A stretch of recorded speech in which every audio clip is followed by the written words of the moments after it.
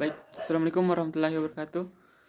Perkenalkan, nama saya Syahrul Ramadhani, Stambuk 093202000145, Provinsi 3, Kelompok A5, Jurusan Teknik Pertambangan, Laboratorium Fisika Dasar, Fakultas Teknologi Industri, Universitas Muslim Indonesia, Angkatan 2020. Jadi, pada kesempatan kali ini, saya akan menjelaskan atau mempresentasikan hasil laporan saya yang berjudul Pesawat Edward. Pada presentasi ini terbagi atas dua tujuan, yaitu tujuan instruksi umum dan tujuan instruksi khusus.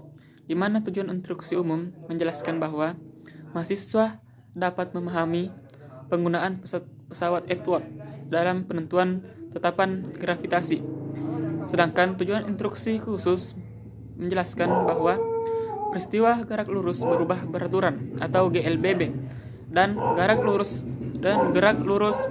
beraturan atau GLB menentukan percepatan atau menentukan nilai gravitasi. Konsep dasar pesawat Edward. Pesawat Edward adalah alat yang digunakan untuk menjelaskan hubungan antara tegangan, energi potensial, dan energi kinetik dengan menggunakan dua pemberat atau massa berbeda dihubungkan dengan tali pada sebuah katrol.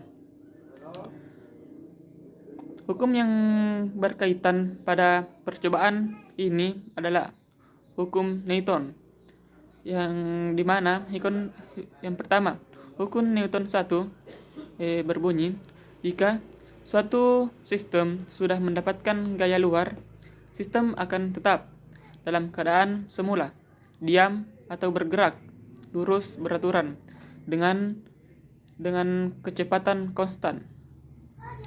Hukum Newton kedua berbunyi, setiap benda yang dikenai gaya maka akan mengalami percepatan yang berbanding lurus dengan gaya dan berbanding terbalik dengan besarnya massa benda.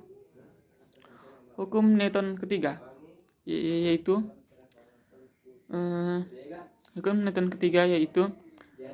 menyatakan bahwa apabila benda pertama mengerjakan gaya pada benda kedua disebut aksi, maka benda kedua akan mengerjakan gaya pada benda pertama sama dengan besar dan berlawanan arah dengan gaya pada benda pertama.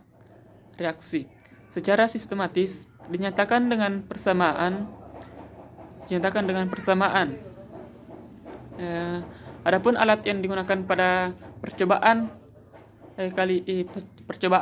mengenai tentang pesawat Edward yaitu alat peraga, stopwatch, beban pemberat, rolmeter.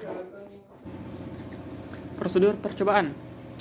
Jadi pertama-tama kita beri nama pada macam-macam titik acuan, yaitu tiga macam titik, atas, tengah, dan bawah. Acuan atas dinamakan sebagai titik C, dan acuan tengah kita namakan sebagai titik B.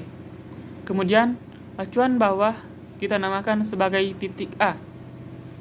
Untuk menentukan jarak total, kemudian kita menentukan jarak total dari titik C ke titik B dan titik B ke titik A dengan menggunakan rolmeter. Menghitung jarak total dimulai dari bagian bawah silinder sampai di titik A sampai memenuhi syarat 100 cm. Setelah mengetahui jarak total dari titik C ke titik A, selanjutnya membagi titik B menjadi dua bagian antara titik C ke titik B dan titik B ke titik A. Setelah menentukan jarak pada masing-masing titik, selanjutnya kita berikan beban pemberat pada bagian atas silinder dengan memposisikan dalam keadaan menyilang. Selanjutnya, lepaskan tali silinder sehingga silinder akan bergerak turun menuju ke titik A. Kemudian, menghitung waktu dari titik C ke B dan waktu dari titik B ke titik A dengan menggunakan stopwatch. Ulangi prosedur tersebut hingga mendapatkan waktu dan frekuensi muncul paling banyak. Kemudian, menimbang massa dari beban pemberat dan massa silinder. Tabel pengamatan. Tabel hasil pengamatan. Jarak pada percobaan pertama, jarak AB sama dengan 0,7. Jarak BCC sama dengan 0,3. Waktu AB yang pertama 1,20, yang kedua 1,21, terus yang ketiga 1,22. Baik, waktu YBC yang pertama 0,40, kedua 0,41, dan yang ketiga 0,42. Keterangan MB sama dengan 0,012 gram. Terus percobaan kedua, jarak AB sama dengan 0,3, sedangkan jarak BC sama dengan 0,7.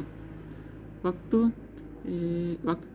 AB sama dengan 0,8, yang kedua 0,81, yang ketiga 0,82. Waktu BC sama dengan 1,20, yang kedua 1,21, terus yang ketiga 1,22. Keterangan MS sama dengan 0,159 gram.